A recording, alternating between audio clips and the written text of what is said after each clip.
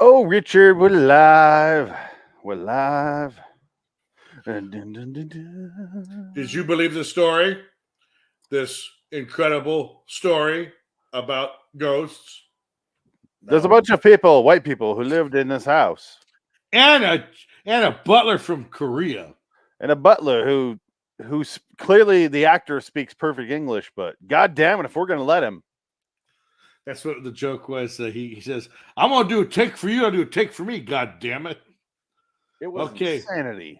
here's your take for you for the director. Oh, she got talk to the girl, the dead room. Oh no! And then the next scene is, yes, she's talking to the spirits of the girls who used to live here. It's the Asian guy. Yeah, it's like they took his audio and they're like, cut, Yeah. cut, cut. He's got to sound like he can't speak the lick of English. Come on. Yeah, the actor is like, hey, we don't go up there. It's a dead part of the house. Oh, Oh, dead Paul, how pa. doing? Dead Like, house. ugh. Don't go. Okay, so let's do this.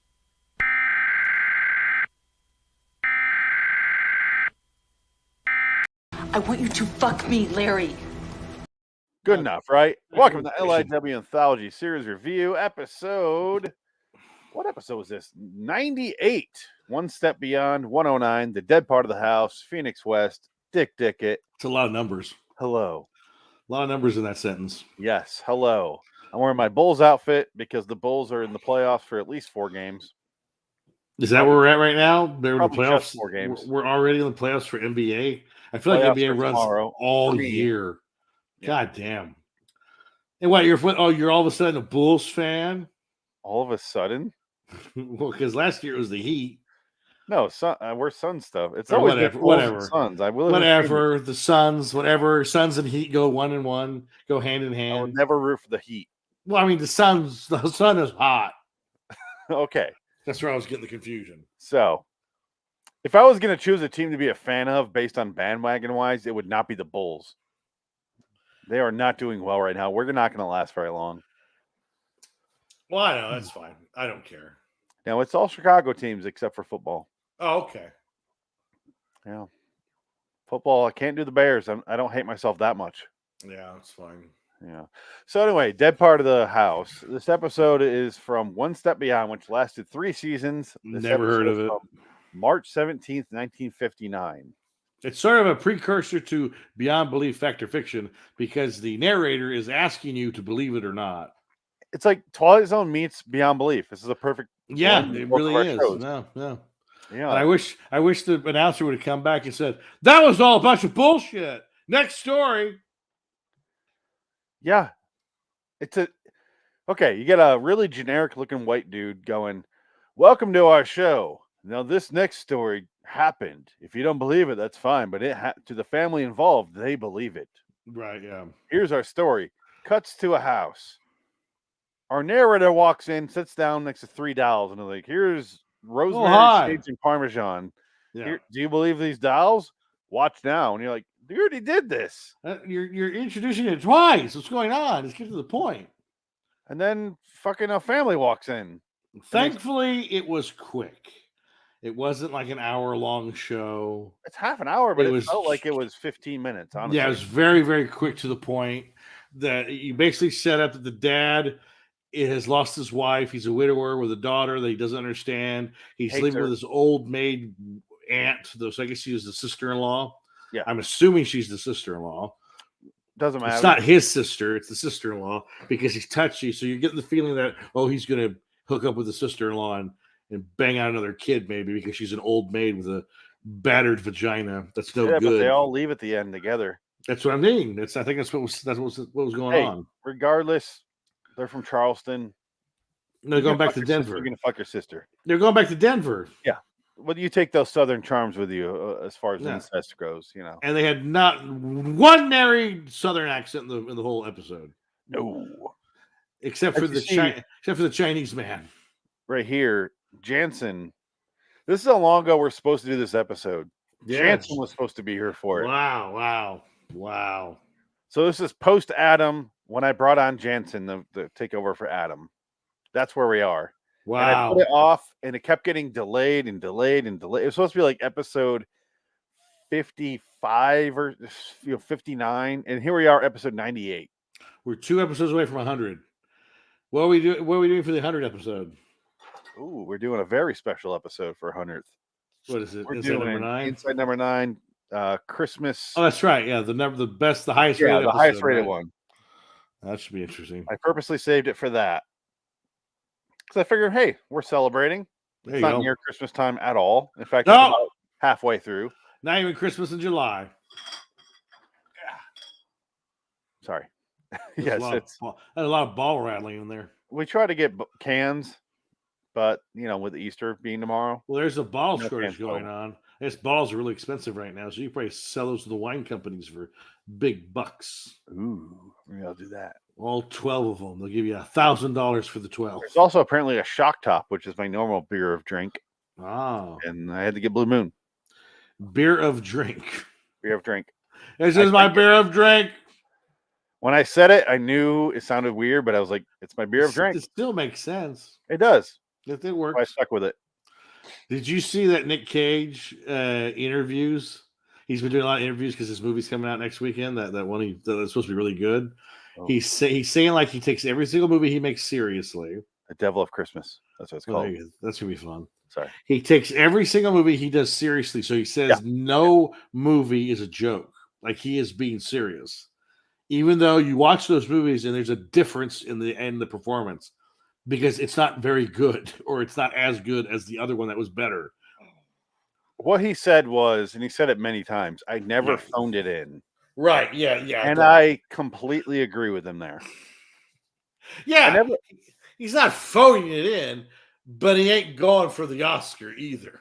No, but maybe the character, you're not looking for the Oscar performance, Yeah. I honestly believe him because you look at Bruce Willis's last 40 movies and you go, he's phoning it in. Well, Now, he it was turns phoning out it in. there's a reason. His brain's melting. So, But also, he was, even if his brain wasn't melting, he was doing that before that. He was phoning it in. He was just trying to get a quick paycheck. yeah. And I believe Nick Cage never did that, Yeah. or at least didn't do it enough where it was a problem. Because every movie I watch with him in it, because I have all of them and I've seen all of them, I go, he's good in it. The movie fucking sucks. Or he's bad in it and the movie sucks, but that's fine. He wasn't, but it never felt like he's just there for the money. He's just John Travolta nowadays. Like, And you read the article about Wonderland? I did not. I was hoping you would talk about it, but Oh. let's save it Okay. for, is it next week? Oh, 2 weeks from now. Are we doing Nick Cage movie next Bringing week? Out the Dead. Oh, okay. We might have to swap out Bringing Out the Dead for the new movie, honestly. Yeah, because I go see It'll that be in out by theater. I'd go see that in theater. I think we're gonna have to. That makes sense. Gonna have to. It comes out Yeah. the 26th, right? 22nd. 22nd? Oh, we did Well, that. it said 22nd, but I hope that's a national release and not like not an independent release. Yeah, next Friday's the 22nd. So yeah, it's a nationwide release. Okay, so Let me see probably our April 30th episode will get replaced. Yeah, I think that works. And that would be a good time because it's up to date. It's new, so we're not wasting people's time. Yeah. And it'd be the first time I've seen a Nick Cage movie in the theater since. Woo! Wow. When's the last time? Oh, Face man. Off? Is Face Off the last No. time I saw a Nick Cage movie in the theater? No, that's Matchstick Men. yeah. I was gonna say Face Off was like fucking 30 years ago. It's only 6 years before Matchstick Men, though. I think Matchstick Men was the last one. I don't think I've seen a single one in the theater since then. Wow. Well, most of them do not go to theaters. This is a very true thing. Yeah. Anyway, the dead part of the house. Paul hates his daughter. He yells at her and curses her out and rubs his face in glass after she breaks the photo of his wife who died. She tells the aunt, I think he wishes I was dead instead of my mom. And they all laugh. And then she goes upstairs and she hears like someone whispering to her. I give them kudos enough for not doing the obvious, like, come up to us, Anna. Come up here. They don't do any of that. They couldn't afford that. No, you couldn't afford to have the fucking. They couldn't afford any kind of The post script sound. supervisor go, come up to us, Anna. No. Come up. No, they couldn't do it. They wanted it to be too authentic. But at least they didn't do that. And it's just like, but the problem there, it's a kudos and a problem at the same time, because the problem is you never see any of it, you never hear any of it. So therefore, it never happens as far as you watch, as far as the person Right. watching is concerned. So therefore, when they're like, "Do you believe this?" I'm like, "There's nothing to believe." Yeah. The little girl heard something, and apparently the ghost told her to go with her dad to Denver. And how to dance to Charleston. How to dance to Charleston. That was she was doing that. This is Charleston, Dad. How did you know? I didn't Who's know you could teaching you dance to this? Charleston. You've been hanging with the Negroes again, haven't you? You've been going to jazz festivals and drinking with the Negro. Oh, you old bag of bones. We must leave this place immediately. It's another Stephen King reference there. Oh, man, that's a terrible, terrible adaptation. And what's it about? Bag of Bones. It's terrible. Bag of bones of who? Bruce Old Pierce dancing Brosnan. black lady. Pierce Brosnan. No, Oh, the bones themselves.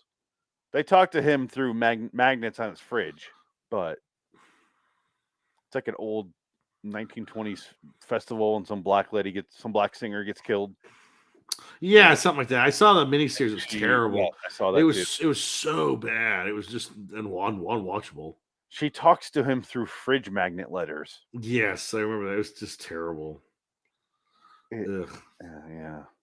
Anyway, there's not a whole lot to say about this episode, really. This is gonna be a short one. Yeah, not much. Because let's look at trivia. There's no trivia. I was going to say I don't think there's even a review for the show, is there? Apparently the host and Paul are different people. I didn't realize that. Huh? Yeah. Didn't they look the exact same? I was, yeah. What? Oh my God, you were so close. Because the Asian man who plays the housekeeper, who they forced broken English upon, Yes, I was adamant he knew English very well, because he clearly did. He was born in Los Angeles. You said Fresno. You said Fresno, which I is did close say to San Fresno. Francisco. Yes, But also he was born in Highland Park, which is basically LA. of course, exactly, absolutely. So, the man's from LA. Yes, Born in 1905. I figured that was going to be the reality of the situation. Well, you heard him talk. He's like, yeah, when the wife was gone, I never thought about that anymore. You know, the kids are upstairs in the 1920s, and then suddenly Paul or the aunt would walk in the room, and he'd go, "Oh, upstairs, we don't talk about Dr. Indy." Like he just had to break up his English, and it was like, oh. That's when Dick's, one for you, one for me started. Yeah, pretty much, because it so felt obvious. like he was. Yeah, it felt like he was kind of pissed off, and he's like, "Come on, guys, I fucking went to high school with you." It's like he knows the director, the writer. They all went to the same schools. They're all in the same sort of places in Hollywood. They're just trying to make a living, and they're saying let's look how racist old Hollywood was, because this is just the 60s and 70s right here. I'll say I'm just looking at Hollywood is still racist, even though they hide behind being not racist. But look at his IMDb. Okay, he was in Man from U.N.C.L.E. playing Wu. Well, come on, what else is he gonna do? He's in a movie where he plays Taya. Dr. Sazami Kushu. That could be Mexican. Charlie Huan, Tu Po, Charlie Yu, George Wong, Mr. Ree, Dr. Liu, Liu, Nam Fang, Dr. Kwong, Police Chief Henry Nakamura, Quan Lee, Mr. Wu again, Old Chinaman. Well, that was a bit much. Mao Se-tung. Hey, Mao Se-tung, awesome. Chao Li, Chao Lu. He's in a lot of stuff. Master Kan, Chinese Man. I take it he's dead. Soong, he's dead. The Father, Korean Godfather, Mr. Kim, Colonel Ming, Charlie Kwan. So is he Korean? Is he Mr. Korean Wan, or is he Chinese? And then his last name is Wong. His real last name is that, Wong. James Wong, Mr. Imakona, Akiba, Lo Wong, Easy One Sang, Zen Master, Dr. Fong, Wao Chong the Launderer. He played a lot of doctors. Dr. Kwai. Yeah, look at that. You know what's funny is all of these different names, a lot of them were the same series, just different episodes. Oh my god! So they had one Chinaman for the whole Yeah. series. He was on call. Amazing. Dude, Chinaman, General Chen, not Korean the soldier, preferred nomenclature. Asian American, please. Major Pak, Wong, Ho San, Captain Shu Gat, Chang, same episode, same series, I should say. Karja, Hui, Lung Chang, Sun Yao, all the same Crossroads episodes. See, you're gonna come across like an Anglo-Saxon and really confuse everybody. Korean prisoner, Peter, Captain Arito, Dr. Lee, Ah Sing, Tran Du Guan, which is Vietnamese, if I'm not mistaken. so he was Tron. He was in Tron. He played Tron. Ning Gao, Professor Kenoshi, Captain Kong, Boss Merchant. There's our crazy name. Farmer. Okay. Kato, Chinese man, Mr. Wow. Pao, Ping, Sabrutu. There are. I could keep going for another hour. How many credits did he have? He is in. He worked a scrolling lot. up. He worked a lot. Man, 186 credits. Shit, when did he die? 1978. Sorry. 1978. So from his last credit is 79 because he was posthumous. Of course. His first credit was 1934. Holy shit. As Chinese waiter, and then servant, and then Ling Wing, Man. Oxford, Sunlow, Maine, Revolutionary Army captain, which throws me for a fucking wow. And then his next part was chicken chow mein. This guy, crooner. Man, he's a hardworking Chinaman. He was the only guy in Hollywood. He built the railroads of Hollywood. Goddamn. Pretty much. Goddamn. Japanese officer. So you played Japanese, Chinese, and Korean. Korean. Didn't matter what the fuck he was. Asian, it didn't matter. Asian is Asian in the 1950s and 60s and 70s. Wu-Tan, Wu-Ting. Wu-Tang. English-speaking Japanese aviator. Wow. Japanese officer murdering Takahashi. So does it say in his bio what ethnicity he is? I assume Korean. Is he Korean, Japanese, or Chinese? What is he? Son of a Korean diplomat. So he's Korean. So Korean was our guess. He was Korean, yeah. Born in America of Korean ancestry. That was our guess. He's Korean. He's not Japanese. Old He's Hollywood. Not Chinese. He's Korean. Oh, good. This is actually good news based on how many credits he had in this. What we just went over. Yes. Posthumously awarded the star on the Hollywood Walk of Fame. Oh. In 1984. Oh, that's nice. Became the first Asian American actor to do so. There you go. Hey, all right. And kudos to him for dealing with all that racism. What was his real name? Philip Ahn. His name is Philip. Philip. Hey, Phil, you're going to be playing Cheek Chang Wanna Wanna Bang Bang today. You know what's sad? I'll do it with my check. Clearly the best actor in this entire episode. Pretty much, yeah. He handled dialogue. He didn't feel like he's forcing it. Paul, and what the fuck her name was? She was just a shrew. She was an shrew. old maid. She was just like, I'm never going to have a man. I'm 29. I'm going to die alone. I love the part where the husband tried to kill himself in the garage, but he had the window rolled down and the car not on. And no hose from the garage door open. It's a stupid way of killing himself. Well, we can watch it. No. Oh, yeah, we can put that on. Doesn't matter. It's just eminent domain. Well, I think let's find out. I just thought it was funny that he's sleeping in the car right after they have an argument and how he doesn't want to live anymore. I love that it cuts from him talking to his daughter, where she's like, "Okay, Daddy, I don't want to go to." I don't want to go to Denver. It's like, holy shit, and it was like shrill. It was like she was loud and Krakatoa. Okay,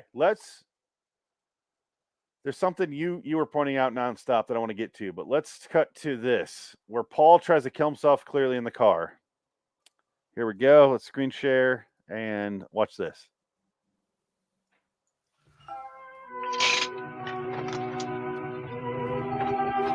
Oh, he's dead. What else would he be doing there? That's like he's obviously. I guess he's distraught emotionally. But the But it looks car's like on. he's trying to commit suicide with the windows The rolled down. car's on. Yeah. He just got back home from a hard day's work. You'll hear him turn it off in a second. I thought I heard a car. You did.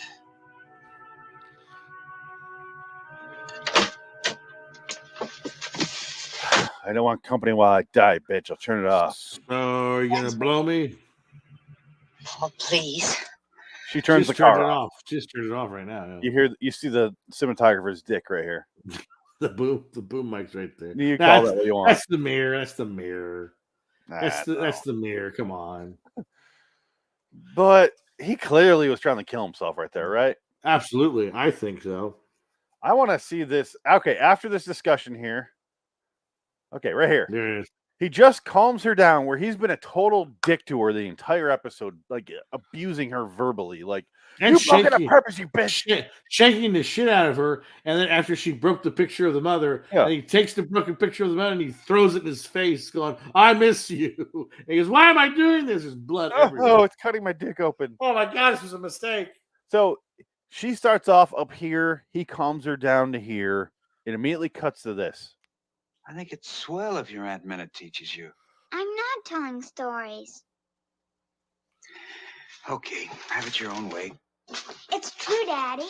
Jennifer Rose and Mary teach me everything. See, it's calm. I won't go. I won't go to Denver. I won't ever leave them. Ever. Aunt! You bitch. Your mother's a bitch. He just yells at her. And then we were like, oh, she was just calm. Whole point of that scene was her calming down. Holy shit, this episode. But it moved fast. I can't deny that. I can't be upset because this was fast and to the point. And like I said, basically she's upset about Denver, and then the aunt goes upstairs. This all happens off camera, by the way. And the aunt comes back down saying, there's somebody in that room. There's ghosts in there. She's right. This is not right. We need to leave the house now. And then Fong or Philip, this poor bastard, The poor guy. Philip, not Jimmy Chang, but Philip. It better say, Philip on. Here's your star. We're so sorry. Well, I mean, whatever. He got work. I'm sure he was fine with that. He Still, didn't give a shit. He got 100-something credits. He didn't say no to work. He got almost 200 credits. No, he didn't say no. He got a check for every one of those credits and residuals. And But still, I would imagine every single director he worked with is go, less you sounding, more you sounding. You know what I mean? Look, Phil. I know you're Korean, but we need you to be a Jap in this one, okay? Yeah, I could do that. Yeah. Thanks, Phil. I can do that. Yeah. Can I not call you Phil? Can I call you Dr. Wong? No. You're Fu Manchu today. If I call you Phil, that sounds like you're I don't know, human. Oh, the beginning of this episode, the narrator goes, mongrel dog. The narrator goes, and the servant who's not of this world because he's Asian. Well, did he say not of this world or unworldly?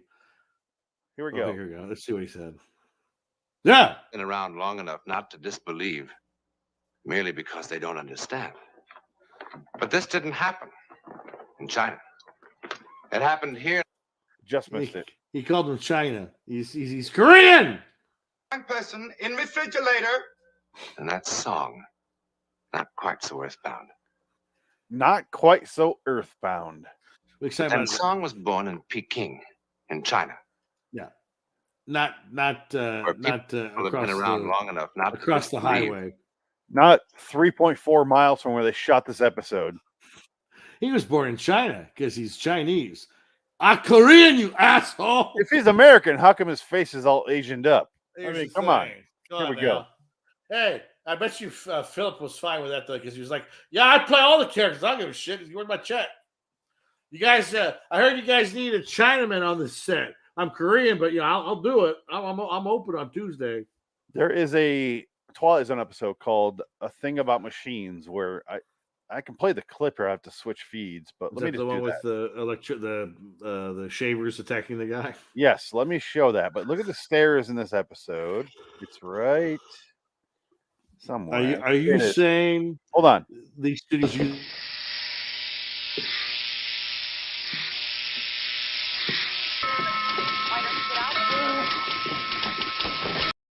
Okay, it's different enough. That cord is the longest cord in human Right? history. It's a 70-foot electrical cord for your. They knew how to make those shavers back in the day.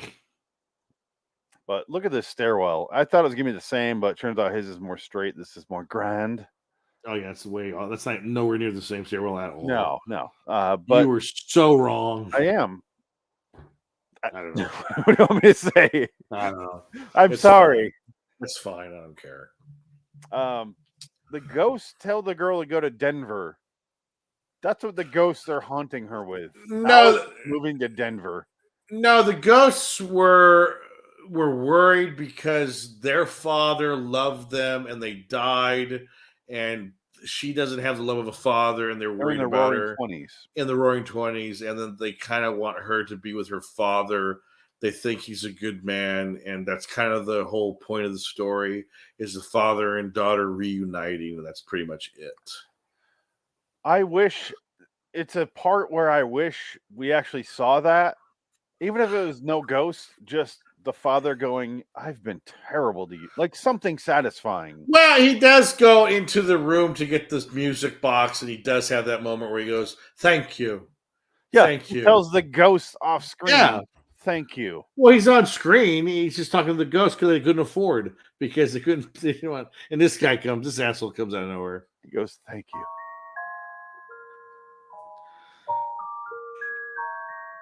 I'm glad you're dead. Oh, sorry. You bitches leave. He already said thank you here. But okay, here's the actor, and then there's such the narrator. I could not tell the difference. I know. Thank you. Oh, you're welcome. A ghost story? Ah, The overactive imagination of a small child? Yes. a crazy What Chinaman. about Minna? She said something touched her. No, hugged her. From behind. Affectionate Did ghost. she say hug? Because I don't remember Or saying anything. imagination. Maybe. Baby. Why did the ghost jizz in a plant next to her? I'm Nobody sure knows. this guy basically was a low rent. What's his name? Rod Serling. No, the other guy that we love, that we hate now. Rob Zerloin. Rob Zerline. Lee Martin. Lee Martin. That's it. Lee Marvin. We should never speak his name again. Yeah, I don't know. I don't think we're ever going to go back to that show. Oh, we will. Next week. No. Okay. I guess the only thing that really matters is the difference it made in Anne's life with her father. How it happened is anybody's guess. Why? We'll leave that to your imagination. In a moment, I'll be back to tell you something about next week's venture into the world of the unknown. See, I didn't like this show because it had not one commercial about smoking cigarettes. Nobody smoked in this show at all. I was kind of surprised, especially if the father is dealing with all the stress and the attempted suicide in the car with gas, with the carbon monoxide. With what have you? With what have you? Anyway, we'll go there after the what have you. I thought I added that clip on here, but good. We needed that. Right? We'll need it again for Beyond Belief. We talk about Jonathan Frank's shaved beard. Oh my god, what the fuck happened there? Okay, that's the end of this episode. It was fine. It wasn't bad. I'll give it a 7. Yeah, because it wasn't stupid, it wasn't boring. Yeah. And it moved along, like it trucked along. Like I was like, oh fuck, we're almost done. Like 3 minutes left. Yeah. So kudos. Especially an episode like this where we did some 50s episodes where you're like, remember the bat? No, well, the bat was awful, and the Frankenstein Boris Karloff show was so boring. The one about the boat, the boat one where like they saw the guy that was my handwriting. What? I've never met you before. It's so boring. And that was like an hour episode. That was the Veil Ugh. Vestige. It was the pilot episode, I believe. Blah. It was so boring. That was so boring. But And the bat could have been fun if they cut it down yes, half the length. But the bat would have been a little bit better if it was cut down. And then we also had that awful Charles Bronson, John Carradine, where two Charles renegades. Bronson, Charles Bronson becomes a Confederate soldier at the end of the episode. You're just like, what? That wasn't even this show, was it? No, that was the that was Twilight Zone. No, that was the. I mean, that's the Anthology show. Was it? It was the Henry episode, the Henry Theater. Oh, okay. Playhouse or whatever. Henry Playhouse. Yeah, it was terrible because Henry tells the story, and he goes, "I tell you a story about this guy and knew." Henry is dead, so someone else told the fucking story. Well, it's Henry was the candy bar. I think it wasn't even the guy. It was wasn't even the poet. It was just the candy Veil Vestris. And then the other star that you're talking about was early. That's a while ago. What was the one about the bullfighter? Remember the bullfighter one where we had fun with it because it was if you watched it thinking that the guy was homosexual, it was hilarious. Henry Playhouse, Two Renegades. That was episode 37. Oh my god! What are you talking? Bullfighter? Yeah, that was. What was that? It was Ken Wienen or Wine. What was it? Kenneth Wienen or Wienen? Hour of Mysteries was the bat. Yeah, that was. Jason Robards was in that.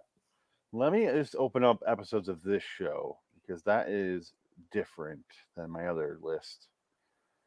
So the other one was. I thought that was a Twilight Zone one.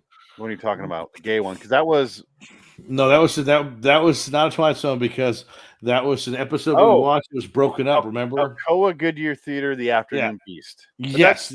The reason I got confused there because that doubles because that's also a Twilight Zone episode because I put the feed on that too because one of the writers wrote that episode. Yeah, I think it was a Beaumont episode. Yeah. Yeah. So it wasn't as bad as a couple other episodes. I still think my least favorite episode was that Chiller number 6 episode. Oh, the one with Brian Dennehy. Chiller number 6 was this. Oh man. This is a fun little trip down because my memory disappears as soon as we finish these. But let's find out what Chiller number 6 is.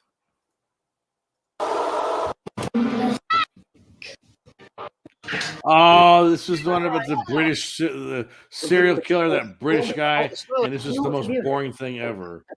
We watched this. I have no memory of this. This was so boring. I think it was our least favorite episode. We were miserable. Yeah, this was horrible. Because even the Henry Rollins one was better than this, and we had more fun. We had more fun. That was a Brian Dennehy one. Woods.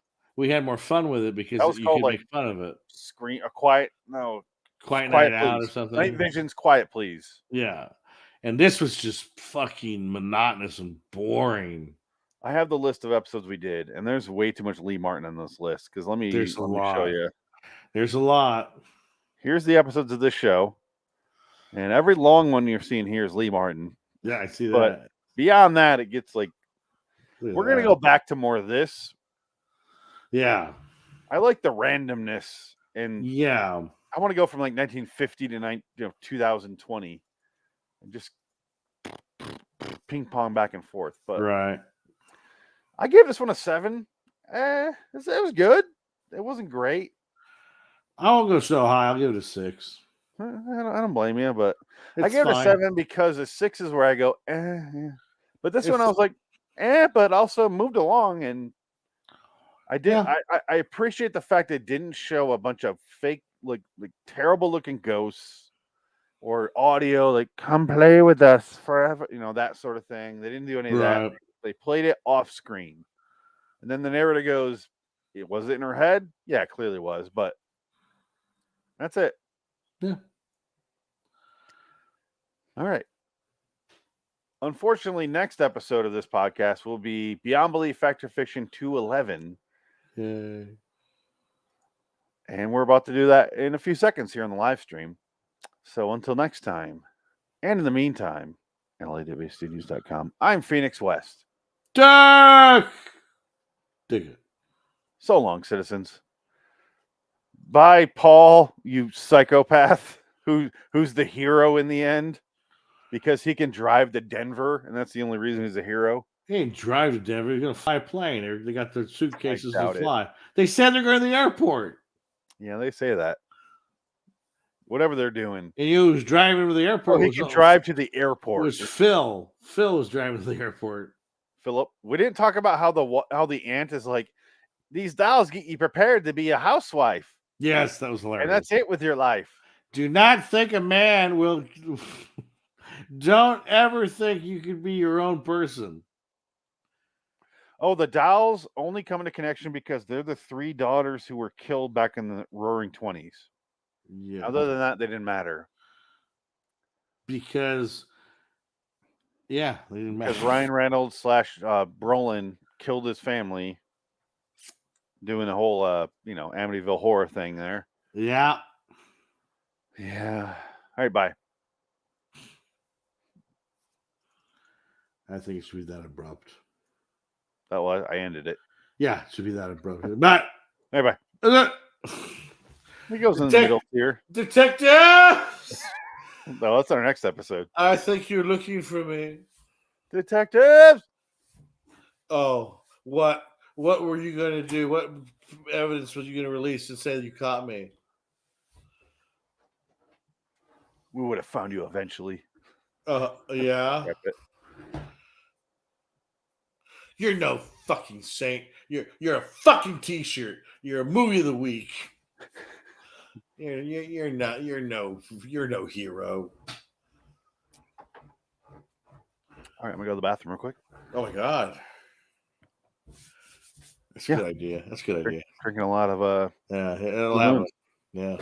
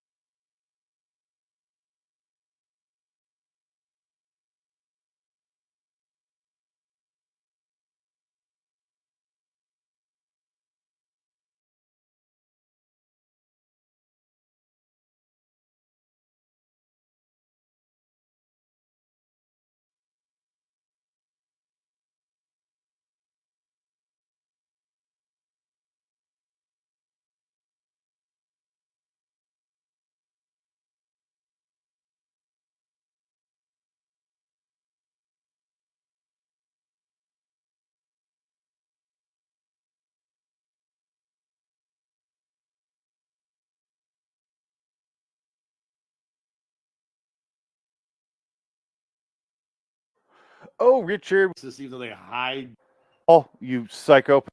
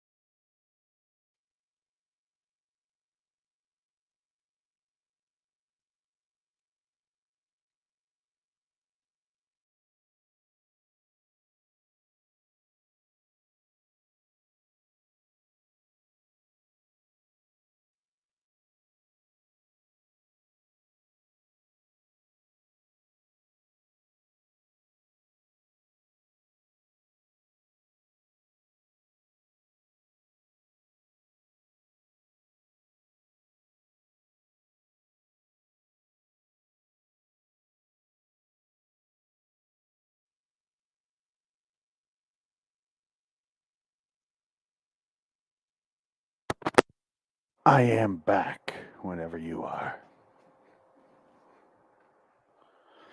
Dickery. Ready? I'm ready. Let's see who's going to win this round. Are you ready? Who's going to win? I'm so excited. And Frank's way behind. Fucking idiot. If only he stuck around long enough Oh, and what's going showed on? up. You know. I'm right here, guys. I just showed up. I'm Frank. Boom. All right. Let's get to our score sheet. Here we go. I can't fucking wait. So I go 38. Here, let's just start recording. Yeah. Welcome to LIW Anthology Series Review, episode 99. This is for Beyond Belief Factor Fiction 211. I am not Frank Links. I'm Phoenix West. I am not Jonathan Franks. I am Dick Ticket. Because nobody exists called Jonathan Franks. Not anymore. Frakes. Whatever. It's like your Lee Martin. Johnny F. Johnny F. So we just watched this episode a little bit ago. We did 5 episodes. We agreed on 1, 2, 3 of them. So we got 2 episodes that separate us. We are currently tied at 14. Shall we find out who comes ahead here? Let's do it. Maybe it'll be another tie. Well, I'm pulling this episode up. Do you want to start off with the descriptions? It's first one is called Bon Voyage. This is the one that we realized that we had seen years ago, but we just don't remember what the outcome was. Yes. Because it was the story of the couple who had fused rings in bed, so they couldn't make their flight, or they couldn't make their boat trip on Lusitania, and they're telling the story while they're on the bridge of the Hindenburg. Not realizing it, obviously. Yeah, and then they end up dying a fiery death. But the whole time they're like, "You'll never believe this story. Trust us. It's crazy." Yeah, we slept in because we wanted to sleep in and take a late flight or late boat voyage from. We had just America been married, to so we spent all night fucking. Anyway, she dried up from her rough anal session, and I passed out. And apparently, the anal ease glued our fingers together. We had a jeweler come over, and he's like, and he got a special thing to take off our rings, but we just missed the boat.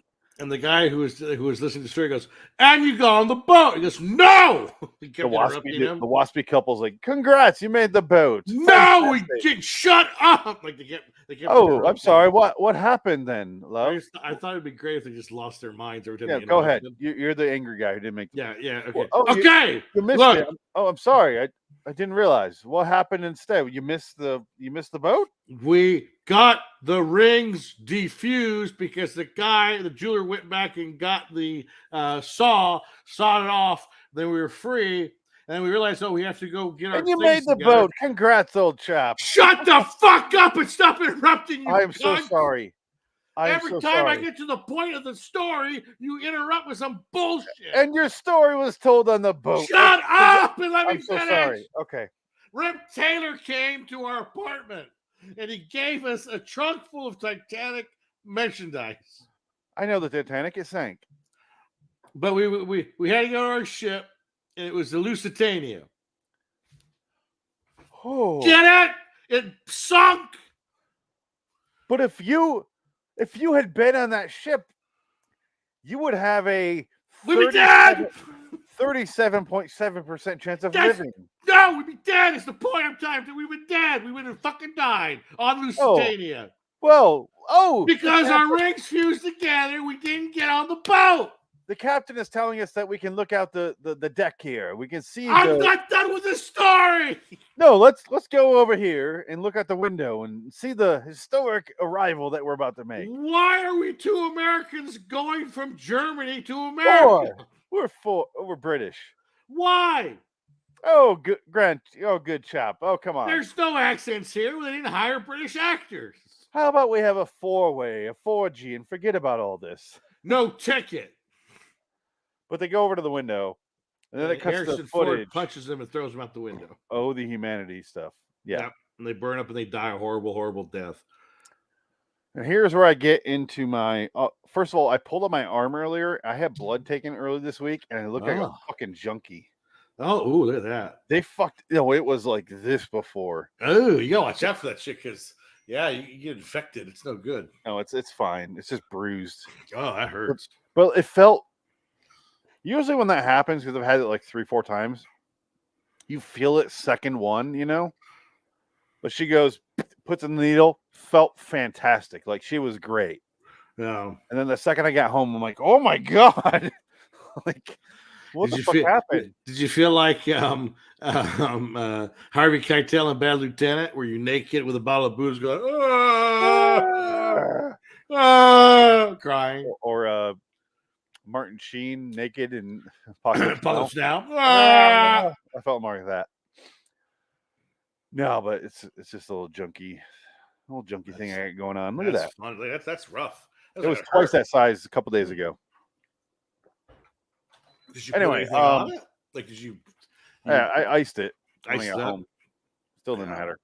Yeah. So I took the percentages of livability of 3 different things that happened. One of them, Lusitania. There's a survival rate of 37.7%. Okay. Hindenburg. The Titanic, I'll go next. 31.6%.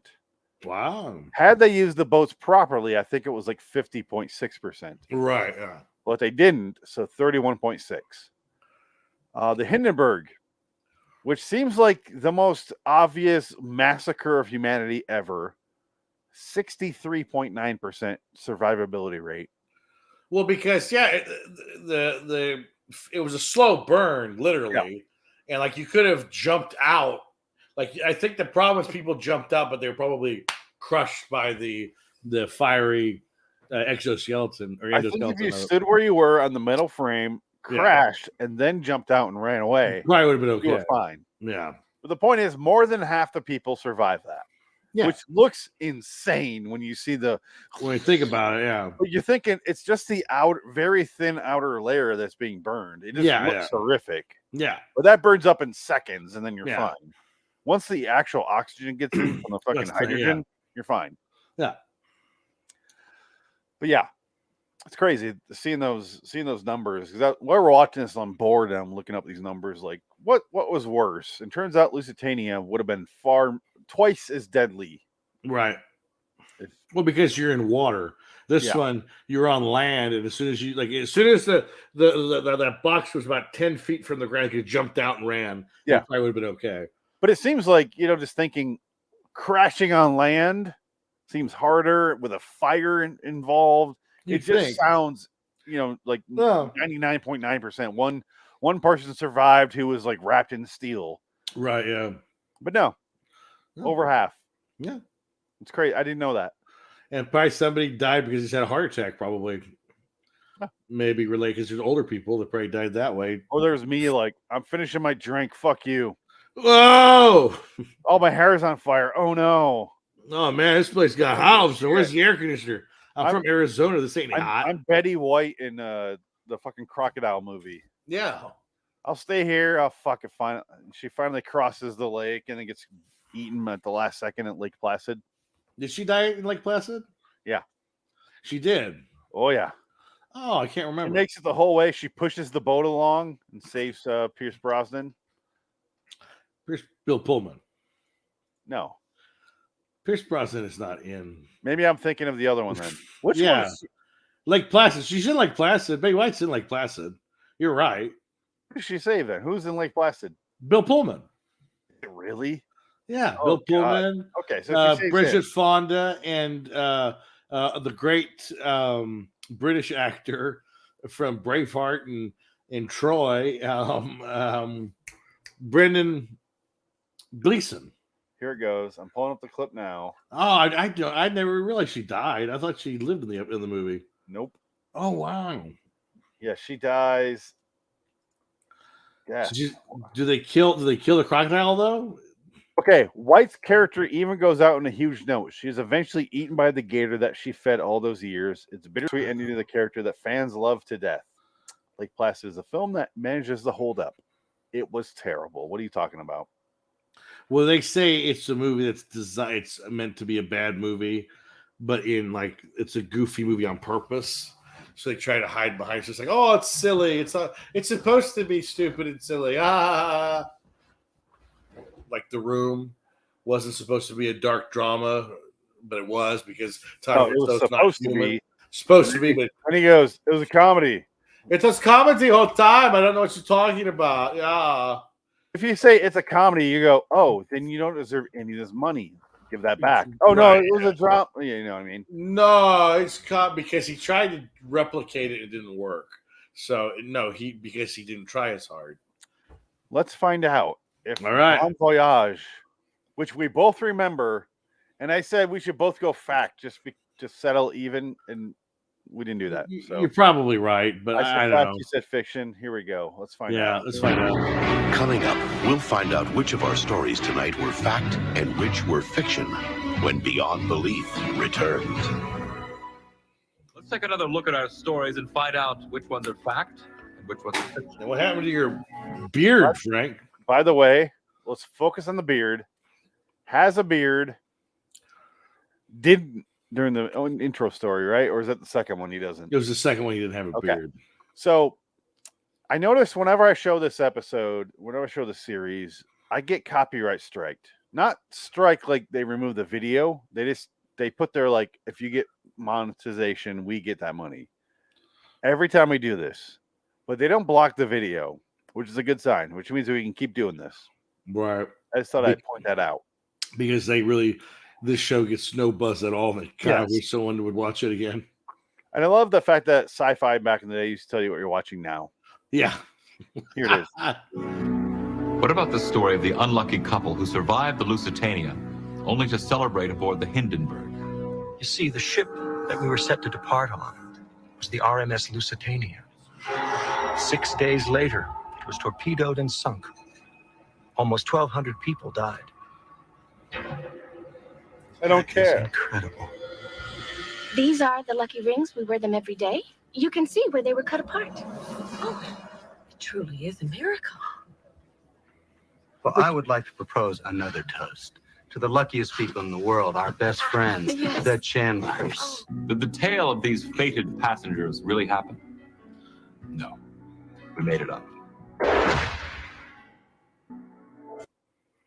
All right. Dick gets pulled ahead.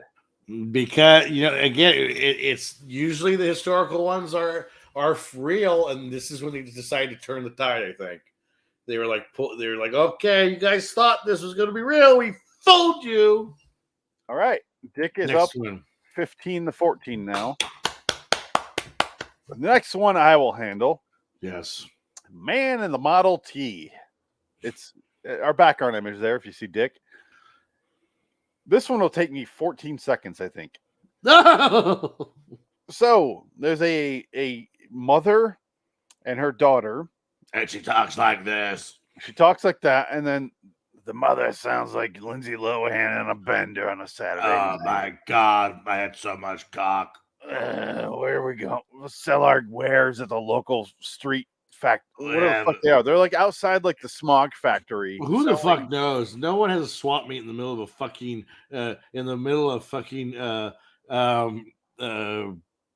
oh my God, I'm getting It looks older. like they're outside a Pittsburgh steel factory. They basically Like, why are they out there? They're selling like they're doing like a swap meet. But like, why there? There's nobody there. at all. Chernobyl. I'm sorry. Yeah. They're having a swap meet at Chernobyl. That's what it looks like. Essentially, yes. And Yeah, he's like, and "What?" They're like, why is nobody buying our stuff? We haven't made any money, and for some reason, we're out of fucking money. And then, That guy with the 3 arms and the bulbous glowing eyes didn't buy anything. Help me. why am I just now realizing that you have a cross on your wall and it makes a bigger cross on the wall? Oh, it's keeps the vampires at bay. Is that what it is? Yeah, well, I cleaned. They had all the Star Wars toys. I cleaned it off because I'm slowly moving to the front house. And you found a Catholic cross? In No, it was up there. It was up there the whole time. I just couldn't put it in the other house because it wouldn't fit in the drawer. So it's just up there. Do you even follow it? Follow what? Exactly. No, I don't like the Catholic Church. They're terrible. Why are you putting that up? Well, it's symbolic of my faith in other thing. I don't In believe another thing? I don't believe in institutions, but I don't know. All right. It's the grand scheme of things. The Holy Ghost is behind it. Like Rip Torn or Rip Taylor. Okay, yeah, you're right. So they can't sell shit. A man shows up and like Model T, old 1900s car, shows up and he's like, I want to sell everything. And they're like, how much? He's like, how much do you have? How much you got? He's throwing everybody looks at like he's fucking nuts. Yeah, I'll go, I don't know. How much for the trunk? How much do you have? And they're like, fuck this. And they all walk away. And then the young girl's like, hey, I haven't been molested this month outside the steel factory. Yes. I'll walk up to this old man and trust him. She walks up and goes, man, this lamp is awesome. And he goes, it's a good lamp. How much do you have in your pocket? And she goes, $3. He goes, sold. He's like, wait, you forgot your trunk. And you hear him like, it comes with the sale of the lamp. Like as he's driving away, and he flees and doesn't leave. Not an ounce of confetti or glitter is shed. And I felt that costs extra. That's my bit. If you want me to be that, you're gonna pay me extra $5,000, okay? Yeah, I'm like guys that pack my confetti basket. I dress up like Launchpad McQuack. Oh, yes. So I did compare him to Launchpad McQuack. Yes, because let's see him. We're gonna see him probably in a second here, but okay, keep this in mind. Launchpad McQuack. Yes, here he is. And that's pretty spot on for what he's dressed like in this episode. This is true. And I hope the summarization here they show him, but I don't know. Because you might get demonetized. Oh. That's fine. I don't care about monetization. Well, I have 249 people following me on YouTube. They're going to give a shit about that. Yeah, I'm a quarter of the way there to monetization. I don't give a shit. So I was thinking about it.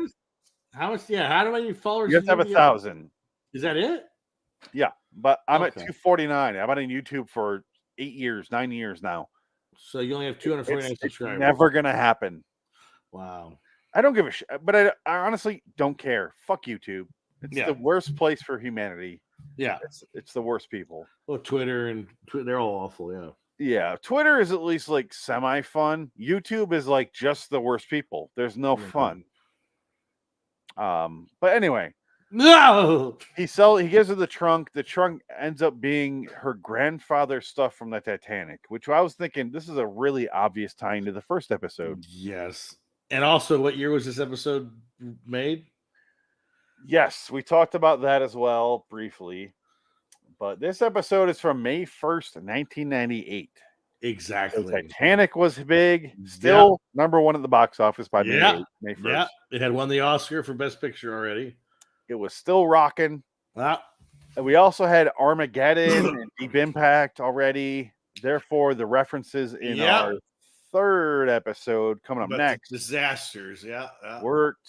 A lot of stuff at play here, but let's finish this episode. It ends up being a priceless artifact. And how do you sell that? It doesn't really explain. They just cut away immediately. No, but the worst part, you didn't tell the best part of the ending. The trunk belonged to their great grandfather. I said that.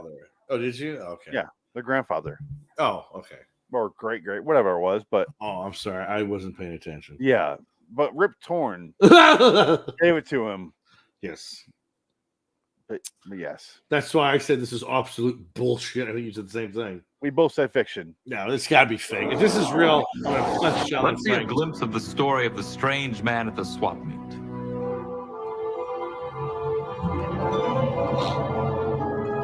This was almost too much like Gather Ye Acorns. Hey, bitch. It feels like a Goosebumps episode. It does. It's too fake. Too cheesy. It's too on the nose. It's a lovely lamp, isn't it? Ah! Yes. How much would a lamp like that cost? How much you got? But I love the fact that she goes, she doesn't know why she gave him the $3 out of her pocket, but she trusted him. I'm like, she's going to get gang raped so bad in college. She has terrible instincts. Look at him. He looks like Launchpad McQuack. She went down the walk of shame 20 times that year. God damn, this girl is just so abused. Look at him.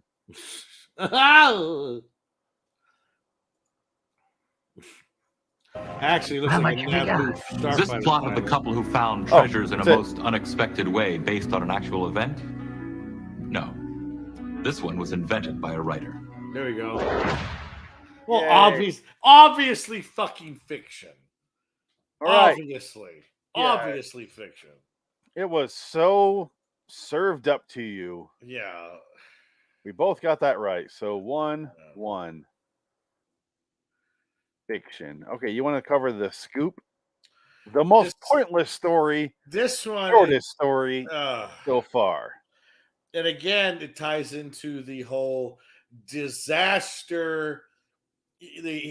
Franks opens up the segment with talking about disaster movies that are coming out, and we go through disasters, blah, blah, blah. And at this point, we had 1998. It was the year of Armageddon and Deep Impact, two asteroid movies.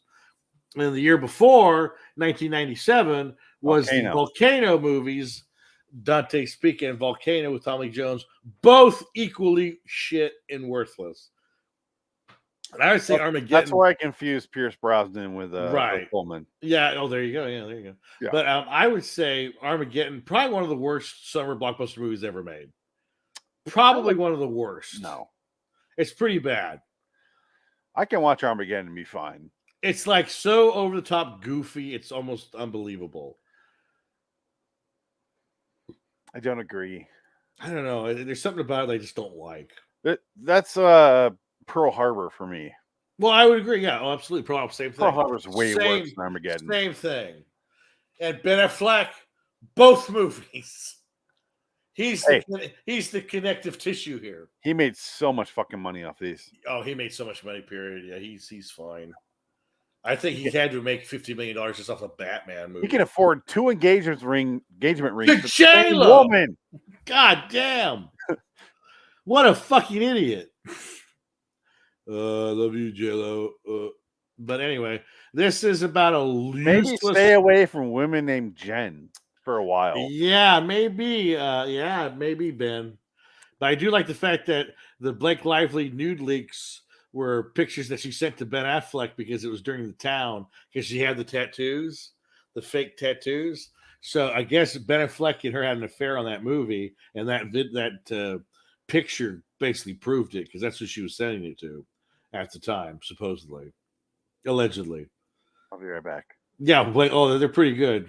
Blake Lively nude pics, her hacked phone.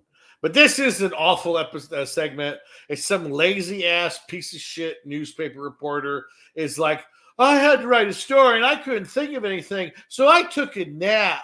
And then I had a dream about a volcano, and then I wrote it down. I thought it maybe make a good short story, but I left it in the typewriter. I went home and took a nap again at home because I'm a lazy piece of shit. And anyways, I went back the next day and I was late to work because I slept in from sleeping in before and not having a story to write because I'm a worthless piece of shit. And then I got there and they're saying, oh my God, this is a great news story. And they're selling millions of copies of the newspaper amazingly, even though the story hasn't broke yet. In 1883. Whatever it was. 1883. They just released the newspaper that morning, and they're saying, oh my God, it's the greatest story of all time. It's like, how do you know that? You have your circulation is 80 people in Philadelphia. Like literally, maybe 1,000, if that. And anyways, the story hasn't even broke yet. So then he says, no, it was fiction. I made it up. It's not real. And then the editor's like, oh, you. And then he goes back to work. They didn't fire his ass at that moment. And then he goes to write a retraction. And then the newspaper, the newsboy comes in and says, here's the new news, sir. And it was about a volcano erupting. And it was Krakatoa.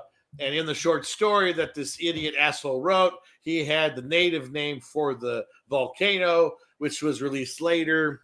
And how did he know that? And this is basically the whole segment. Is And it did he have wasn't. he just was an awful newspaper reporter that got it right once. It wasn't. What's the Incan one? Incan volcano? Yeah. I don't think they have a volcano. What's the famous volcano? Krakatoa. No, before that. Vesuvius. Yes. Where was that? Italy. No. Rome. No. Yeah, it was Rome. I saw Pompeii. Pompeii. That was Rome. Vesuvius might be the one with maybe that's it. Mount Vesuvius is in. Okay, so Mount Vesuvius is Rome or Italy. Yeah. What's the one in Pompeii? Pompeii is Rome or Italy. Oh, yeah, same thing. It wasn't like very, very similar to Pompeii. What the new one or? Yeah, didn't Pompeii or some? Pompeii was like 2,000 years ago. Yeah. No, but in the story, wasn't it like? Yeah. Pompeii. It's yeah. He said it's like Papaluta or something like that. Yeah, something like that. Yeah, no, you're right. Yeah. It was Krakatoa. That's what erupted. But the thing is, when Krakatoa erupted, people said they could hear it across the fucking world. So it's like you heard the explosion. So I guess they didn't hear it in Philadelphia. But they said it was such a big explosion that people heard it around the world. So I don't know if that's true or not. But let's find out. Oh, we both said fact. Did we really? Okay, we might be right. Let's look back at the news reporter who had the premonition of a volcanic explosion. Was it true or false? Well, your initiative paid off, son. Initiative. Dream was true. What are you talking You fucking fag. about? Sorry. There was a volcanic eruption in the Straits of Sunday yesterday. I think this I love actually dead. I love your chicken, sir. I know this guy. I've seen this guy before. On an island called Krakatoa, just west of Java. Still going West on. of Java. There are reports of tidal waves coming in from all over the world. Was this story based on a real event? It was. Yes. There we go. So, All right. here we go. Looking All right. pretty good. Looking good. So we both got that right. This is neck and neck here. I'm still down by one. Yeah, but still, this is the next one. I think we both veered away from each other. You are correct. Yeah. So I don't even remember what it was. Yes, yours. Angel on board. I still can't remember what this was. Let me discuss at length. Oh, it's the airplane one. Oh, that's right. Oh, Christ. So this one has even less to do about it. Yeah. Angel on board, which is right above my image here.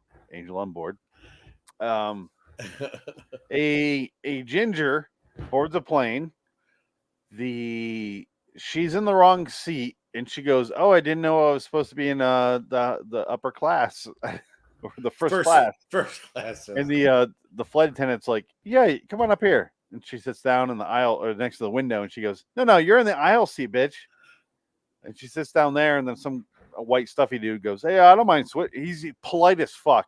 He goes, "I don't mind switching if you want the window." And the stewardess goes, or the flight attendant goes, she shakes her head ruefully. Like she goes, "Don't do that, honey." And she goes, "No, I'm fine where I am." And then throughout the episode, she hears the captain. Well, the captain comes up to her personally. Yes, at one point he does come up to her and like, "Hey, make sure you buckle in. Buckle the fuck in." Anyway, goodbye. And by the way, I can see captain through that sheer shirt you're wearing. You got a nice pair of titties. It is I'll see you fucking later. awesome. I love your tits. I love being a ghost captain. Anyway, and he disappears Ghost in nothing. captain. And she goes, "You heard the captain. Buckle up." And he goes, I didn't hear anyone, bitch. You're crazy." And Yeah. he looks behind her, nothing. And my response was, if this was real life, the guy would just go, "Ah," and that's it. Like he just respond, not wanting to talk anymore. I wish he would just go the honest truth of, I don't care. Ah, do not care, lady. I don't give a single, not even one fuck about your story here. Wasn't that the Jim Norton story about Nick Cage on an airplane? Did you hear that one? No. I think it was Jim Norton on Opie and Anthony talked about. I'm very glad Frank's not here so he can do his Jim Norton. Oh God, that's right. You're good. That's a good point. Shit, good thing. But he's not here, so go ahead and tell. I like Jim Norton.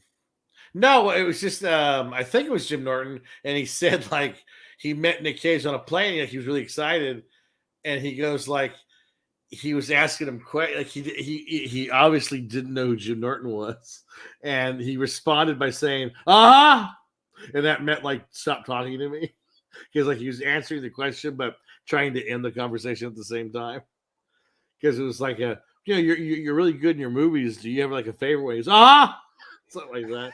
Something like that. I can't remember exactly. It might not have been Jim Norton. Cage said that? Yeah, because Cage was talking to him. He was nice, but it was like he didn't want to continue. He was tired. He was really tired. Yeah. He didn't want to be bothered. So he just was like, he was nice, but he was just like at the same time. That's how he responded. Well, you got to picture like, because he does so many movies a year, you got to picture he just finished a movie that morning in like Prague. And now he's flying to like Santa Monica. Yeah. And you're sitting there going, "Hey, what was it like working with Keanu Reeves?" Like, you're just asking him a random question, and he's just like, I want to sleep for the next 7 hours. Can you explain to me the Ghostland movie? Who's the prisoners? What the fuck was that about? I will agree it was crazy, but what the fuck was that? Did you really lose a testicle when that suit exploded? Oh God, I forgot about that. Yeah, he prepares for every movie, ladies and gentlemen. Fantastic. Watch Prisoners of the Ghostland, and you fucking question Nick Cage on that answer. He's not terrible in that movie. He's not good in that movie either. But he's not terrible. I'll miss you, Psycho. But you got to think of like actors in that age range and the movies they choose, which is like John Cusack is the perfect example. Well, John Cusack's awful in every way. Exactly. So, no. But John Cusack can be good. He can be good. But often he just goes, yes. And he phones it in. You can see it in his performance. He phones it in. I never felt that way about Cage. Yeah. Yeah, you're not wrong. Yeah. You're not wrong. You're not wrong. So the captain keeps going, "Hey, make sure you buckle up where you're taking a dump in our dumper, bitch." And well, she had an anxiety attack, so she had to go take a dump in the bathroom. So she runs off to the bathroom, and she hears the captain on the speaker say, "Go back to your seat, put your seatbelt on. We're going to have an issue here." And she goes back, rushes to her seat, puts the seatbelt on, and she goes to the guy again. "Did you hear the captain say buckle your seat?" Same thing. Sure did. Not listening. No, she goes, "I thought about telling the man next to me, but he's heard enough of my hysterics." I thought it would save his life, but I guess it didn't fucking matter. No, but then the side of the plane blows open. He's immediately sucked out. He's seat is dead. not. So if he was buckled in, he would have lived. He would have lived. She could have saved his life, but instead the miracle is that she heard everyone around her who didn't actually talk to her, and she heard the stewardess going like, "Buckle in, bitch. It's gonna be a rough ride." So here's the problem that I have with this segment, though. This is what kind of makes me want to change my mind, but I can't. The whole point is that she was moved to first class from coach. If she would have stayed in coach, she would have lived. Yes, I noticed that as well. That's the whole thing, yeah. It seems like the woman went, "Hey, you're supposed to be up here. Don't come up here." Yeah, why? Yeah, really. If that, yeah, exactly. If it was angels in the first class, they would have said, "You gotta stay in coach, bitch. You're gonna live there. Here, you're gonna get sucked out of an airplane and die a horrible death." Yeah. So what? They wanted her to be comfortable in the worst day of her life? Is that how that works? I guess, but she lives, and it's she survives. A certain amount of people. Eight people died, or something like that. Whatever. Something like that. Yeah. Which is way more survivable than any of the disasters we talked. This is like our disaster night, right? Disaster. This is the disaster episode. Yep. Absolutely. Why? So who was the last episode? There's no disasters. Just like, oh, we're not making money at a swap meet. Big fucking deal. But it involved the Titanic. It did at the very end. Yeah, exactly. So there you go. You voted fact on Angel on Board. I voted fiction. See, Let's see who I might be wrong here. How about the story of the woman who seemed to be watched over by angels on an ill-fated flight? Fiction, fiction, fiction. Ma'am, I'm sorry. You're in the wrong seat. Whoa. 3B is the aisle seat. Oh, I'm sorry. I didn't realize. No problem. Hi, I'm gonna die. You prefer the window. I don't mind sitting on the aisle. Burn in hell. Fuck him. Let him die. No, thank you. But she's ginger. She has no soul. Who was telling her this? I'm fine here. Do you think that this was based on a similar event? Fuck. He's about to be smarmy and say no. I can tell right now. You're right. Oh! Oh! There you go. There you go. Damn. What if this? God damn it. Wow. I'm shocked by that one. Oh, you're ahead too now. Wow. I feel quite satisfied with that. Was the last episode fact or fiction? The scoop? That was fact. Okay. So we both got that one right. Okay. So you got this one right. I got it wrong. No. Bitch. So basically, this story, none of this stuff happened. It was just she got on the plane. Buenos dias. That's right. Oh God, this one. Yeah, this has to be real. This one has to be a true story. We both said fact. We both said fact. I think we're both right. This is the hurricane comes in. The tornadoes come in. They devastate this town.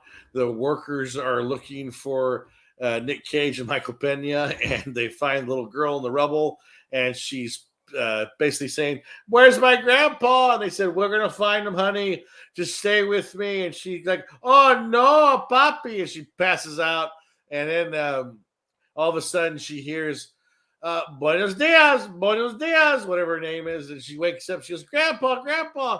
And then they get her out, and it ends up being a fucking parrot because the grandfather found his body's torn apart by a tornado, which I don't know how the fuck they got his body figured out in the 3 hours after the hurricane hit. So whatever. I don't know, but they did. But they did, so it's fine, whatever. So that's why I think this one might be fake, but It's a bomb! He's got a bomb! what a great return. Episode's a fucking bomb. Oh man. So yeah, that's it basically. Just she heard her grandfather's voice, thought it was the ghost trying to help her bring her back to the light, and ended up being a fucking parrot. The parrot, but the ghost of the grandfather. Was he speaking through the parrot? No, it was a parrot. That's what makes me mad. We'll find out after. We'll find out right now. What about the segment about the girl in the tornado house? Was it the spirit of her grandmother? Is this all a cacophony of lies? It's not. Was it based on real reports, or did our writers make it up? It was real. Neither. I made it up right now in the bathroom. I'm going to tell you a story about a Jeep that got blown up with a bomb, and Frank's not going to believe it. Let me tell you a story. It was East Philadelphia, born and raised. On the playground is where I spent most of my days. Keep your chilling out, Max, and relaxing, all cool. Yeah, playing some people outside of the school. Yes, let's find out. We both voted fact because why the fuck not? And I'm down by 2, and I'm. Oh shit! I have to change my scores. I switched it on you. Uh-oh. Now you're up by 2, I believe. Okay, right? yeah, I think so. I'll fix this before the night's over. Story about the little girl kept alive by the words Buenos dias. How did you judge that? Louisa, honey, come on, talk to me, sweetheart. Buenos dias, Luisa. Buenos dias, Luisa. Buenos dias, Luisa. Buenos dias, grandfather. It wouldn't be her grandfather. It would be Poppy. You hear that? Yeah. Where the heck's that coming from? The parrot over there. Is this saga of a parrot who saves a girl's life? It's not. inspired It's by an fiction. actual event? Shit. Not this time. It's fiction. Wow. I can tell by his smarmy fucking look. You little bastard. If we voted right there when he goes, is this story? I would guess 100%. So how was your judgment? Did you guess them all right, or was your score a disaster? And did our show on disasters demonstrate that truth and fiction are almost inseparable? Or perhaps our stories, like the great disasters of our time, You know what they did? Truly beyond belief. They segmented this out. Join us for more stories on Beyond Belief, Fact or Fiction. That's Clark. who I get copyright stricken by every single time. He's dead. His production's not dead. Holy shit, they're still thriving, huh? Just like that big dick. Look at that ball and cock logo. Oh, yeah. Okay, So, how did we do? You had 4 right out of 5. I had 2 right out of 5. Wow, this was a good one. You are ahead now, 18-16. Which But means I think next time you vote first. Okay. So I would say the reason why we had a weird segment there with him with a shaved beard, they must not have thought this was a disaster episode. So they moved the disaster segment from the one episode to this one. So I wonder if there's going to be an episode where he has no beard and then a beard in another segment, which should be the reverse. Or they just cut the rest of the episode out. Maybe. I don't know. Because they just figured, hey, we should have saved that disaster one for the disaster episode. Or let's have a disaster episode because our Deep Impact's coming out. I don't know, but you don't need all 5 to be disaster ones. He said it was a disaster episode. Did he? He just said it right now. He said when he left, he said, "How did you do on our disaster-themed episode?" Did he really? Yeah, he said that. Yeah. I need to hear that. Rewind it. Yeah, he said this is like basically, I'm paraphrasing, our disaster-themed episode. How did you do on this disaster-themed episode? That's why I was like, oh, they changed it maybe midway. Yeah, it seems like because it seemed like a best of. Yeah. So how was your judgment? Did you guess them all right, or was your score a disaster? And did our show on disasters demonstrate that truth and fiction are almost inseparable? They must have. Yeah. Wow. God, he is a handsome man in his prime. He looked good. He looked okay. He looked good for a low rent syndicated television star. But they swapped him out with Brolin, who's supposed to be like a legendary sex man. Somehow he looks better. Well, I don't know. Brolin looked like he's too good to be there. Maybe. I don't know. Yeah, because Jonathan Frakes fits right in because he's like syndicated TV star. Brolin's like, I was in Westworld. What the fuck is this? Well, why do I care? I was in a Michael Crichton movie. He directed me. My 14-inch cock says this story's fact. Josh Brolin is my cock. Can you stop talking about your cock during the reveal? No. I don't know why I'm even here then. I'll leave. I don't want to go 6 episodes. Great. All right, bye. I don't want to go back to Barbara. Please no. Please, I don't want to go back home. Please. The episode itself is middle of the road. I don't know. 7. Oh yeah. It wasn't as good as that last one we saw. No, but it was fine. I don't think we'll ever be able to top that episode. That episode with all the old people was too goddamn great. Old people killing homeless people. That was wonderful. Okay. Trivia time. Ah. The segment Angel on Board is the story that played a major role and provided the plot for Final Destination 2000. Wow. Holy shit. We talked about that in our commentary. Yeah. I'm not surprised. The spoiler one is, although the story of a couple whose fused rings saved them from going on the RMS Lusitania was later sunk, ended up years later on the Hindenburg before its disaster was fiction, there was a real person named Philip Mangone who had booked passage on the RMS Lusitania but canceled the trip before he was ultimately sunk and was later returning from Europe on the Hindenburg when disaster struck it. He survived but was badly burnt. So I should technically get credit for that one. Should. But you can't. I should, but I can. We're going off the show. Sorry. I'm not disagreeing with you. Yeah, it's kind of bullshit. I would say bullshit on that one. Because technically, that is in the realm of what they would do on the show. We should be swap true. those points, and I'll be down by 1. But no. Oh well, we'll have a half. No, half an episode. So No. if I get a mulligan, because that could be a mulligan, that could be like a halfer, where like you're half right, but you're not right. No, I'm just wrong. Because We're just going off the show itself. It's a slippery slope we're going down. It is. Let's just say no. With great going power off what the comes show great tells us. responsibility. Yes. We don't give a shit about actual historical fact. Yes. Okay, I'm down by 2. You have 18. I have 16 now. How much does Frank have? 2.5. Wow. Yes, That's 3. pathetic. That's so sad. He overthinks it way too much. That's the best thing. That's why I wish Frank was here, because he'd be like, "No, that's stupid. That can't be true. This is ridiculous." He's been on 2.5 episodes. He has 3 points. That's it. He's terrible. He's the worst at this. He was on our last episode and got 0 points. Yeah, he couldn't get any of them right because he can't. He does not have suspension of disbelief. He can't do it. He hears fact or fiction, and I think he takes those 2 terms too literally. Yes. And I go, fact or fiction are in quotes. Right, yes. Oh, fact is in quotes. Fiction is not.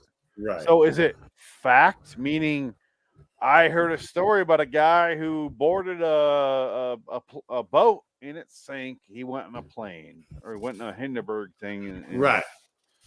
That's the fact. Like, I heard this happened. Right. Or I'll write this crazy story around it. So we were both wrong in that last one.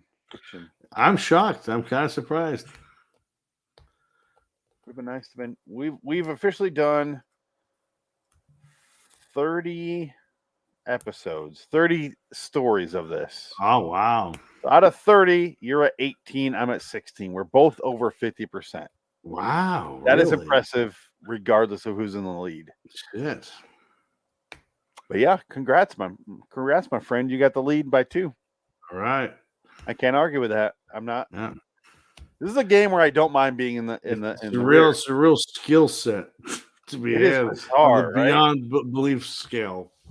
But next week we have no beyond belief. Oh my god! Next week on this live stream, which will be the 23rd of April, we have Inside Number 9, 301, The Devil of Christmas, our 100th episode of this series. And also, I will mention before I forget, April 14th of 2020, so 2 days ago and 2 years, this show debuted. So we're just over 2 years. We've done 100 episodes. Wow. Pretty good. Too much Tales from the Crypt. What was the first episode? Tales from the Crypt. Well, which one? Corman's Calamity, if I remember correctly. One with Harry from Night Court.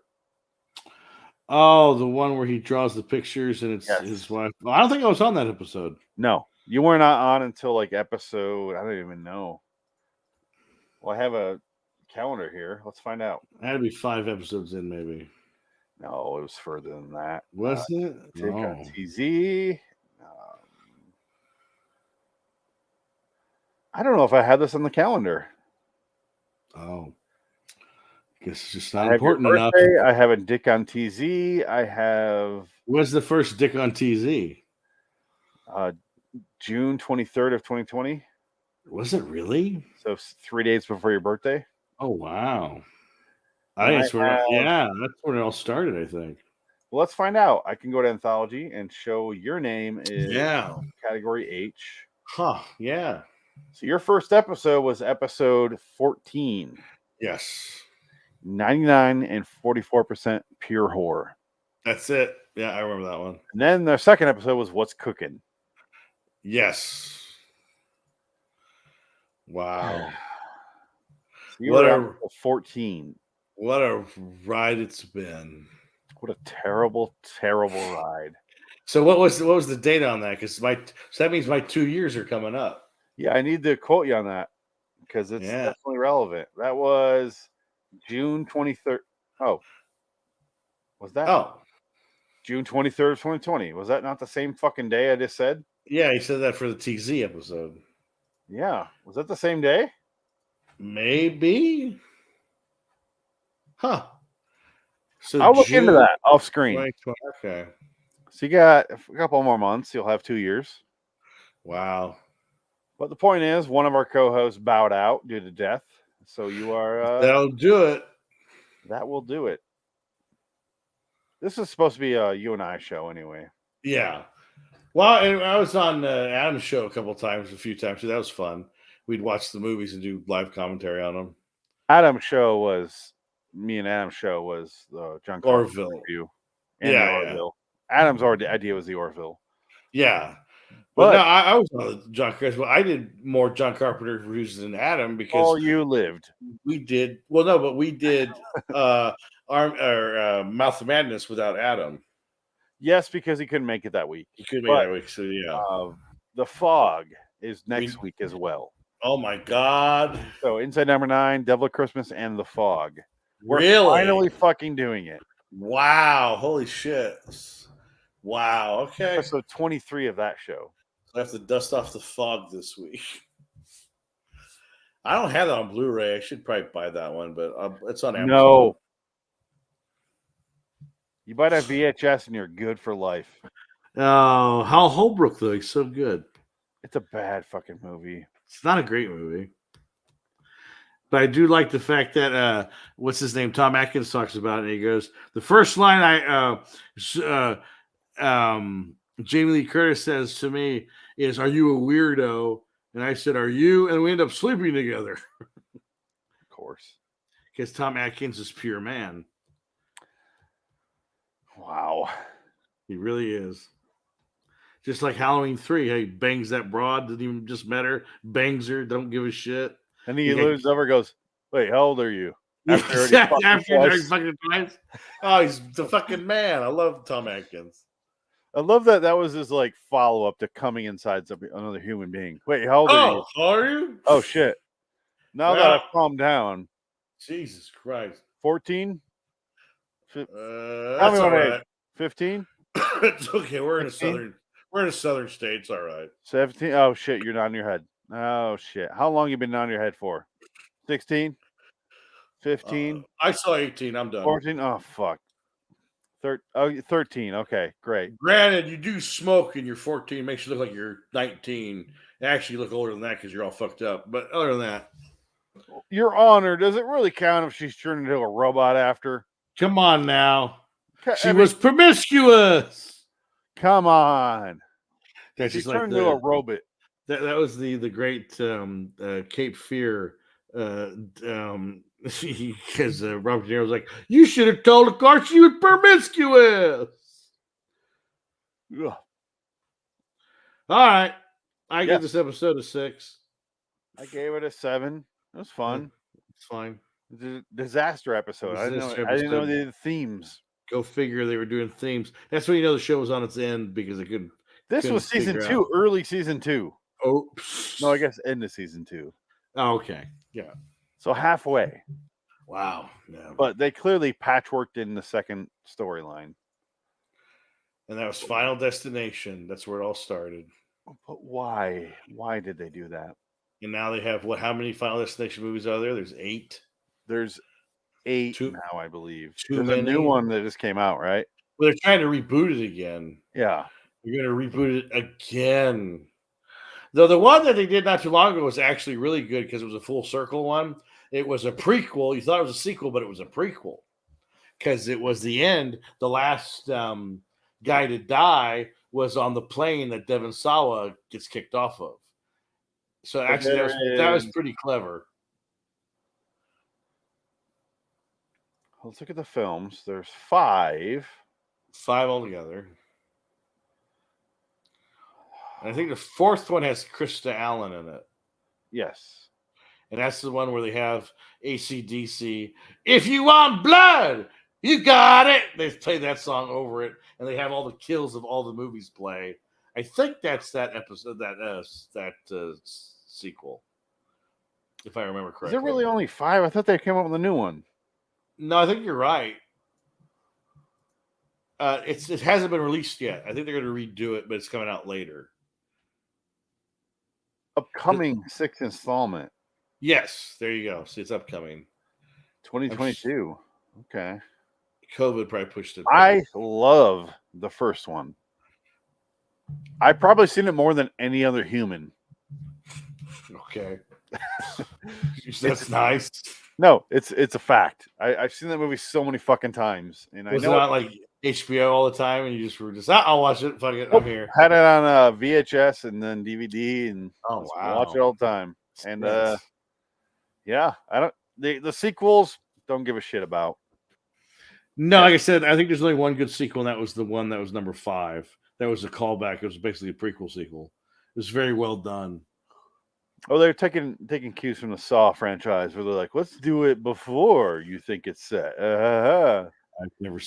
I've seen the first Saw movie with you, and that was the only one I ever watched. I saw pardon the pun.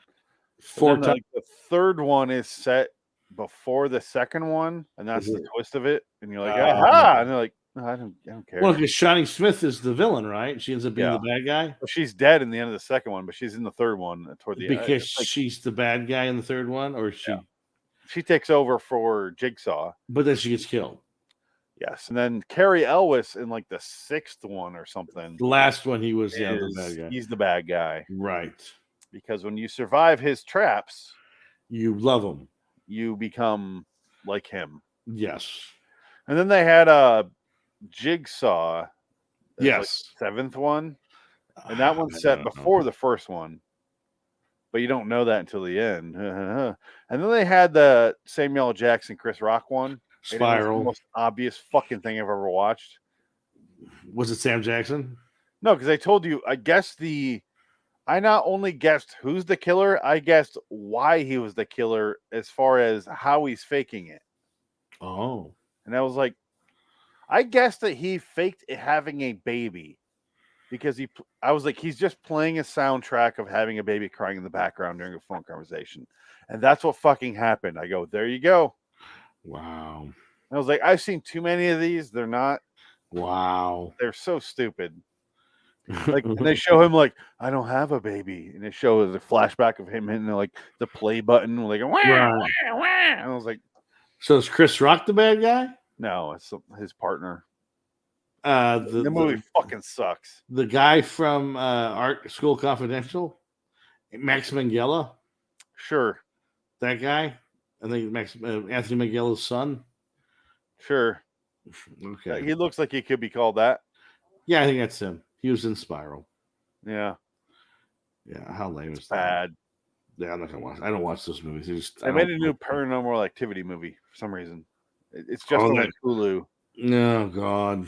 Like, why do they keep these franchises going? Because they're cheap and they just got nothing. They don't want to take any chances on anything new. It's got to be an IP that they own. It's the only reason going to keep making them. Because Hollywood is creatively bankrupt. I mean, they're done. There's nothing left. It's just a shit show now. Whatever happened to exploiting low-budget filmmakers and then squeezing the juice out of their ideas like Blair Witch? Yeah, I don't know. Whatever happened to that? They all went to streaming. Now they're like, oh, you made a 15-minute indie movie on YouTube. Let's give you the next Marvel movie. So speaking of that, streaming, remember they gave all these guys big deals, like big $200 million deals, like Ryan Murphy? Yeah. So Ryan Murphy is the biggest disaster in the history of Netflix. All the stuff that he's made for Netflix and for his $200 million deal, they said the return on investment for every dollar they spent on him was 3 cents. Because all of his worse stuff than Will Smith. No, because everything that Ryan Murphy makes is shit, and nobody watches it. He has the lowest rated shows of all of them. What has he made for Netflix? He's made like 10 shit you've never heard. You haven't seen it because guess what it's all about? Everything Ryan Murphy ever writes about is the same shit over and over again. He did like a Hollywood Babylon show, which is like 3 seasons in and nobody watches it. It's just basically about how everyone's gay. That's Kevin Smith's show. Kevin Smith. No, that's Babylon. This is Hollywood Babylon. Oh, something else. Yeah. Not Babel on Babylon. Gotcha. I think it's called that, but I'm not sure. Gotcha. Nobody cares. Nobody cares. Ryan Murphy is like the worst return on the dollar they ever invested in. And then he's going to do a Knives Out Part 2. No, it's Ryan Johnson. Oh, Ryan Johnson. Sorry. Ryan Murphy. Ryan Murphy.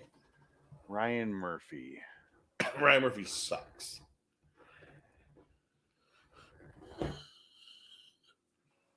Oh, the American Horror Story guy. Yeah. Sorry, I had to catch up there because the whole time I was picturing Ryan Johnson. No, Ryan Johnson is doing well for Netflix. They love him. Okay, so why is this stuff tanking then? Because it's all, nobody cares. It's all the same shit. It's all the same awful shit. Like, remember when we watched that episode, the American Horror Story one about those Brent Burns? Yes. Yeah, that was horrible. Okay, so now it's making more sense now that I figured out who the fuck you're talking about. Yeah. Different Ryan. Yeah. Every movie or TV show he's ever written has been the same. Yes. That makes more sense. Because Ryan Johnson, I'm like, I don't have a similar theme to tie in my head. I'm sorry. No, That's Ryan why Johnson. I'm so confused. Ryan Johnson made Luke Skywalker a big fat homosexual, and everybody was gay in it. Chewbacca was gay. Yoda was gay. Making more sense now. Okay. Yeah, no, Ryan Murphy. Yeah, he's awful. Ryan Murphy is like, well, if you watch season 8 of American Horror Story, where he goes, I think 80% of men are gay. Yeah. And I watched that season. I go, everyone who survived the apocalypse is a homosexual. Yeah. Because they had the money to save the gun. I'm like, what's the advantage there? Like, oh, that's fine as an idea, but like, you need some women there to procreate with if the world is dead. We have a turkey baster machine. But Kathy Bates was there. I'm like, who's 72-year-old Kathy Bates is going to breed the next future of humanity? Come on. Speaking of that, did you watch Peacemaker yet? No. It's pretty funny. Is it? It's pretty funny. It's pretty funny. I was kind of surprised. Like, okay, yeah, it was entertaining. It was pretty good. I watched all 7 episodes, or there's 8 episodes. I watched the first one when it first came out. I was like, and I waited till they were all done. I watched all 7 of them the other night. All 7 back to back to back to back. It was good. It was pretty fun. It's a fun show. It is. It's on HBO Max. It's the John Cena show. It's the character he played in Suicide Squad, John Cena character. I haven't seen that yet. Suicide Squad movie's fun. It's funny. It's worth watching. It's on one of those HBO movies Max. on my list that I'll eventually get to. Yeah. You know? But Well, I like James Gunn, so do I. Yeah. But I'll eventually get to it. Yeah. It's very Slither. I haven't seen Slither yet. What? Yeah. I'll get to it. Jesus. It's not going to go anywhere, you know? That's where you're wrong. Goodbye. I'm done. Thanos is going to snap it away. Oh, Steve, did you hear about that movie? Or I think you hear about that movie Slither? Who? It's gone. I'm like the 3rd Peter Parker movie. Who? No! And that's where they fucking end it. You serious? Well, it makes sense. And now Sony's going to fuck it all up because they can't do anything right. Morbius, what a disaster. Hilarious. I love it. Sony is so awful. They're the worst. They can't do anything. Ugh. Is Morbius Sony? Yeah. Because it's why hasn't Marvel gone no more? Like we have a partnership, but no more. It was the way the contract was written. Sony has owned Spider-Man for so long that they tried. Like when Amazing Spider-Man came out, it failed so miserably Amazing Spider-Man 2 failed so miserably that they had no choice but to basically do this sort of deal with Marvel so they could do the Civil War and all the stuff with Spider-Man. And they Well, would when you get go, to keep, hey, your movie's lost a ton of money. Here's some money. well, it was just some legal thing. Yeah. They own Spider-Man, like completely outright own him. They can share him, and Marvel would have to pay through the nose to get him back. And I think they just came up with a deal that was essentially, you will get 10% of any Marvel movie that we make with Spider-Man, and then you will get all of the money from a Spider-Man Sony movie, and you get to have the ancillary characters. You can still keep those, and we won't touch them. Although the deal must have been like fucking awesome for this movie, the third Spider-Man, because they're like, hey, we want they not made only a the bunch actor, of but money. the character. Oh, we yeah. want all of it. Yeah. Sony's like, yeah. Oh, yeah. Wait, that's how you make money off this? Oh, shit. Huh? Comic books and what? Yeah. Oh, well. Hey, we're talking about Beyond Belief, though, right? Yeah, Beyond Belief. We're at an hour 5. Yeah. It's fine, this episode. Next episode of this show that we do will be episode 101. So that's April 30th. Wow. Episode 310. So 2 weeks from now. Beyond Belief, Fact or Fiction.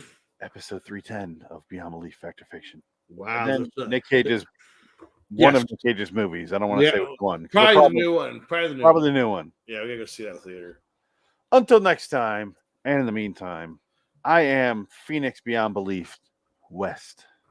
Dick, no beard, Franks. Dick it. Terrible. Terrible. So long, citizens. Terrible. Where'd your beard go, Dick? In memory of Philip Wong. Oh, Philip. Philip, Dr. Wong, Lee, Chung. Chung, Chimmy, Chang, Chang.